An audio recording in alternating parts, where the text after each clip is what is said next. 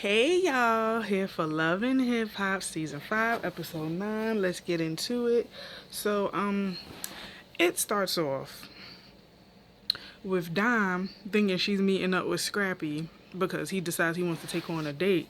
So he meets at Cascade. You know, Cascade is the skating rink out in Georgia. It's popular. You know, it was in the movie ATL. So, you know, well, if all of you seen ATL, you know, you go in the Cascades. You know, that's how they was talking in the movie. so, Dom comes in there with this blue avatar looking like she painted the daggone outfit on her. First, who is Dom? Who's Dom stylist? Who styles Dom? Who pulls out the clothes for her? Cause I'm not understanding. I'm so confused. I'm confused. And then the fact that she be thinking she really look good. Some of her outfits she do. Some of them, no ma'am. Just no ma'am. So she goes to Cascade. Cascade is shut down. The only person that's there is Jock.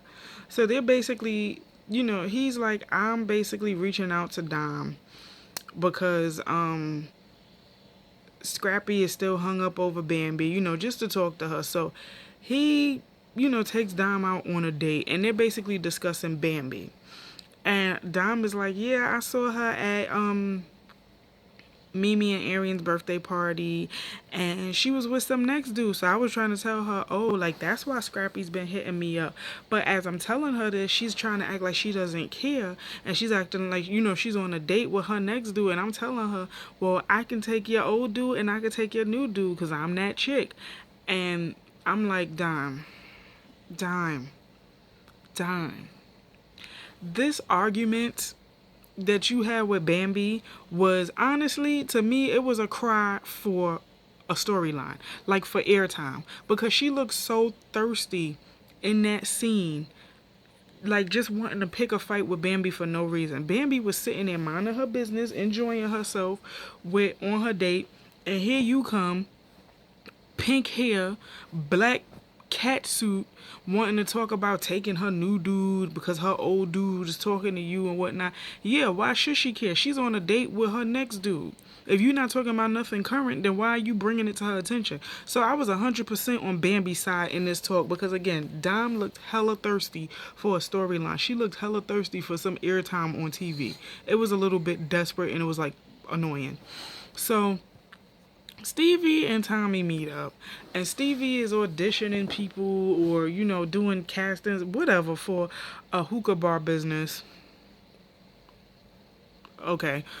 And Tommy arrives for a business opportunity. So she's talking to Stevie and she's like, well, you know, I don't know if you know it or not, but I'm into music too. I rap, you know, whatever, whatever. So Stevie is like, oh, I had no idea you was into music, you know. Well, maybe we could get together and do something in the future. So the whole entire time she's talking to him, the girl is showing off her cleavage. She turns around, shows him her ass. She like basically tightens up her pants, gives herself a little semi camel toe in the ass part, and she's showing off her behind, and I'm just looking at her like, Tommy, you look so thirsty right now. Like, you want to sit up here and you want to show him your body parts, but you expect for him to take you serious as an artist? How about you display your talent? And I mean, Carly Red is not really a good example to say, but the one thing I can say about Carly Red when she met Stevie is that she wasn't thirsty. She met him and she showcased that she could rap and whatnot. And you know what, Carly Red,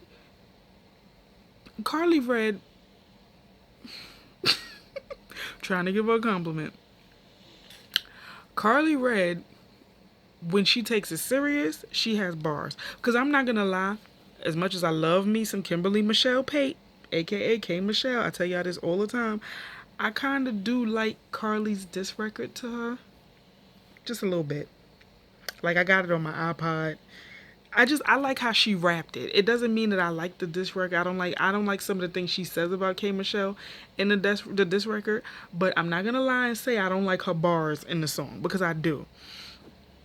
But that doesn't mean I feel any, you know, I'm listening to it because it's K, you know, because it's a diss record to K Michelle. No, I like her flow on the song, you know. So, but that's just me. So, But it's like, why couldn't Tommy showcase her rapping skills? You say you a rapper, but yeah, you showing him your ass and your titties. So the first thing he's gonna think is, oh, she's desperate, she's thirsty, she'll do anything for fame. And he's gonna take that and he's gonna run with it. Hello, first impressions are everything. So she's just like, oh, I believe at winning at all costs. Basically sounding like a thought, like very thirsty. And I'm just like, okay, Tommy, I'm disappointed in you. And I like Tommy. But in this scene, I didn't like her so much. So Carly and Scrap are driving. They leaving a hotel because they were in a hotel for 3 days. And according to Scrap, some stress was relieved. I'm so mad I ain't got my cup of lemonade with me. I got y'all with the shade with the lemonade because, honey. So, Carly is like, she really likes Scrap. And, Scrap decides before they take anything any further, he's going to let her know that he's getting sentenced to go away to jail soon. So Carly is a little sad because she's like, every single time I like a guy, something bad always happens. And I'm like, well, Carly, maybe you should bad stuff wouldn't happen if you actually dated these men and,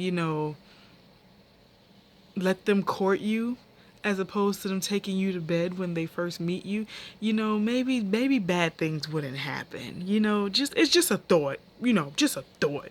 So now we get to Jocelyn and Don, and they're discussing the blogs talking about Jocelyn bleaching his clothes. Jocelyn is like, I had nothing to do with that. Who does that?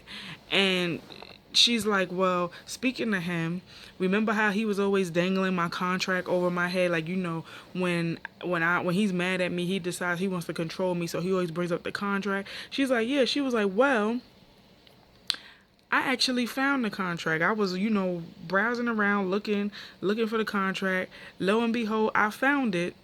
And according to the contract, it's expired. So he's no longer my manager and I'm free. So Jocelyn feels very much, like a weight has been lifted off of her shoulders. She could get from under Stevie's tight reign as her manager.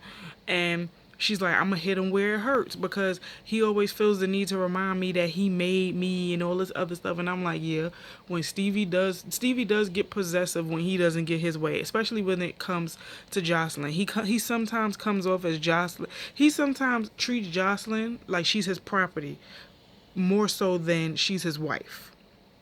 So Jocelyn is over it, and she's like, I'm going to tell him straight up, you are no longer managing me, I manage myself. And I'm like, well, go ahead, Jocelyn. She got this newfound freedom. She's screaming, oh, hell yes. So she's happy. She's no longer under his leash. So now we get to Ernest and Miss Charlene. They meet up, and they discuss Mama D. And sorry, my finger all in the camera. He tells Miss Charlene that him and Mama D are not on good terms, and he feels like that she needs help because she's bipolar and she's an alcoholic.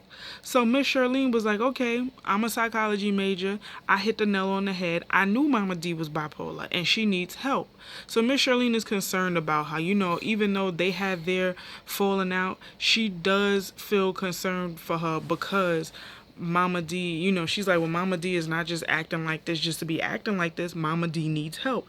And bipolar disorder and alcoholism is nothing to play with. It's an illness and it can take you straight to hell if you let it. So the fact that Miss Charlene is concerned, that shows, true character. That shows that she cares and she's willing to put her problems aside to try and help Mama D.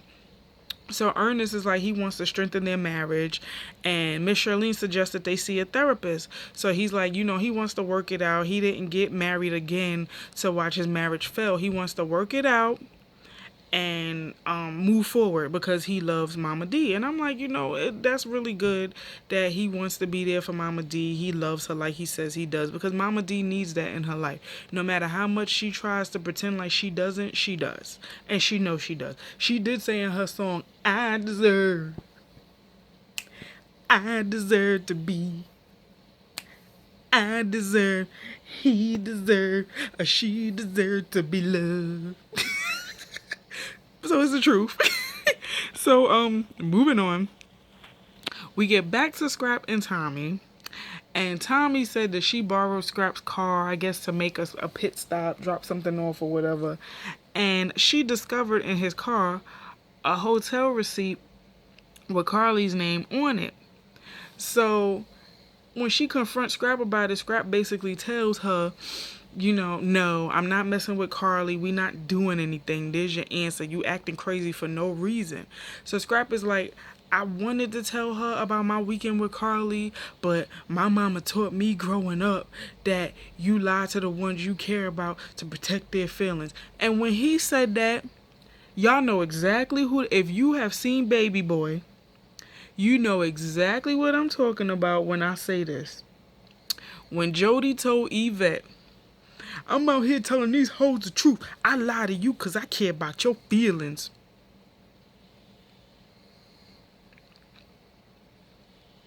Scrap, your mama stupid for telling you that. Because I'm pretty sure people would much rather want the ugly truth than a pretty lie. So for your mother to instill that in you and your brother's, minds, yeah, that's where she failed as a parent. I'm sorry. Because I would never.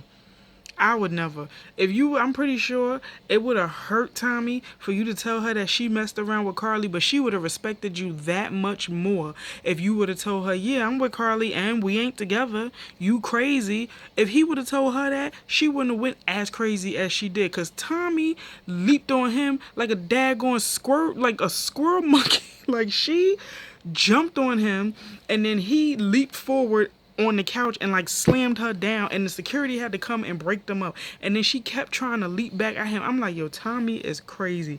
And then Tommy's sitting there and she crying about it, but then she stopped crying and she like, you know what, that's why I'ma mess with your Uncle Stevie. I'ma sleep with him and he gonna pleasure me the way I need to be pleasured, and da da da. So he like, really? So you go after uncles now? You go after uncles, you go after grandpas, you go after all of that, right? And then she start crying.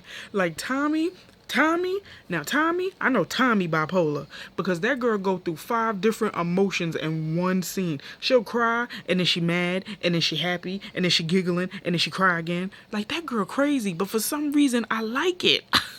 I don't know why. Maybe because it's a hot, ratchet mess, and it's the right level of ratchetivity, for me. Maybe that's why. I don't know. Sue me. I like ratchet. I'm sorry. So, now we get to Ernest and Mama D, and they're at counseling. First of all,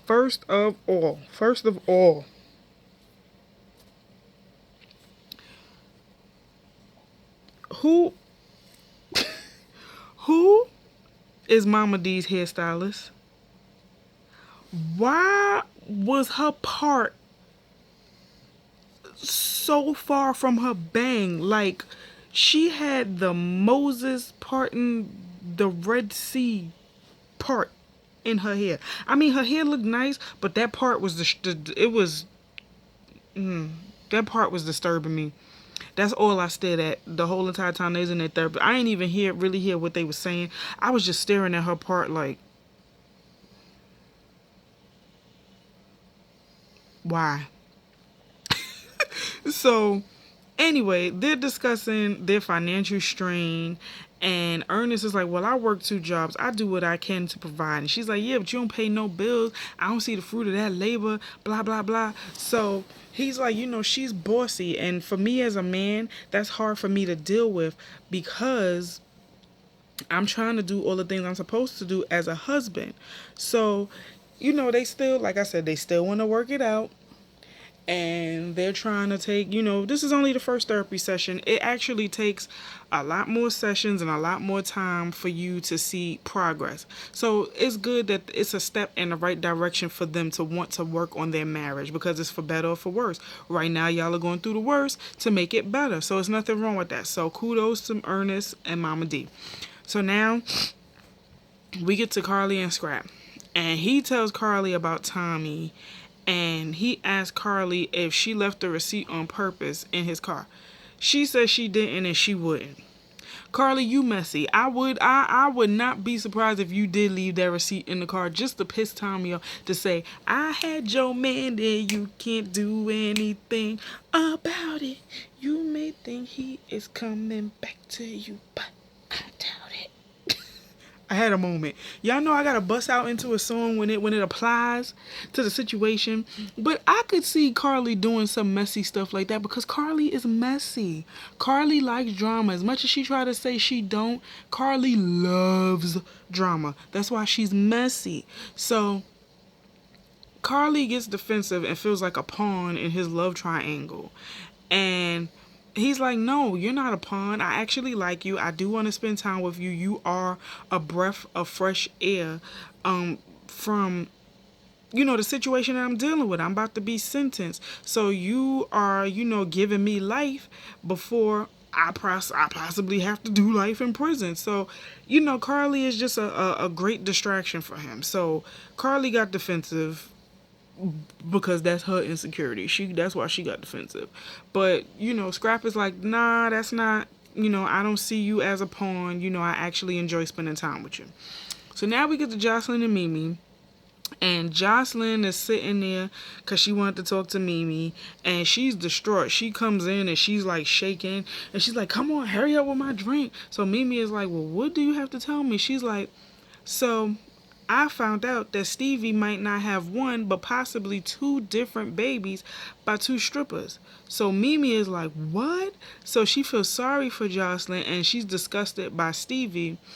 And Jocelyn is like, it was some girl who's a stripper named, she still got friends that work in the clubs, and they said that somebody named Promise Be Made, I think her name is, was saying how she got a baby by Stevie. The baby is like a year old and all this other stuff. And not only that, he has another baby. So she starts crying. And Mimi is like, no, don't cry. But at the same time, Mimi can't help but think, wow, all the hell that Stevie put me through to get with you, and now he's putting you through the same hell. Like, a part of Mimi, like the petty part of Mimi, can't help but feel like karma, is a big old bum in the crack house. But the other part of her feels like she knows exactly what Jocelyn is going through because they've been in that situation before. And now Jocelyn is on the other side of that situation.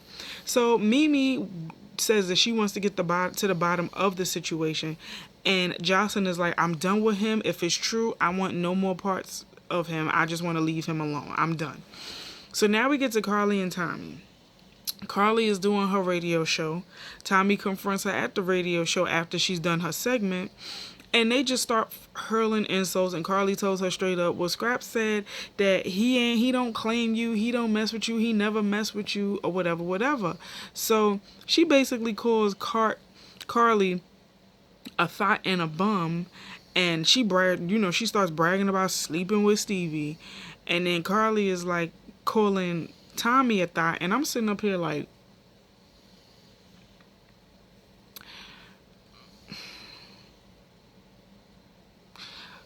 if it ain't the pot calling the kettle black, because Carly, you are just as much of a thought as you say Tommy is, because Tommy is bragging about sleeping with Stevie, but she hasn't actually done it yet, or has she? But the way Tommy is talking about it, she's just saying it to hurt their feelings. I don't think she's actually gone through with it yet. But I'm just like, these two, they just hurling insults at each other. And then Tommy about to jump over the table and attack Carly. But security comes and restrains her. And it basically ended on that note. And I'm just sitting here watching this episode like, this is a big old ratchet mess. But I'm here for it. I am. So it ended on that note. But y'all let me know how y'all felt about this episode. Please like, comment, and subscribe. Tell a friend to tell a friend to tell a friend. And I see you guys in the next video. Later.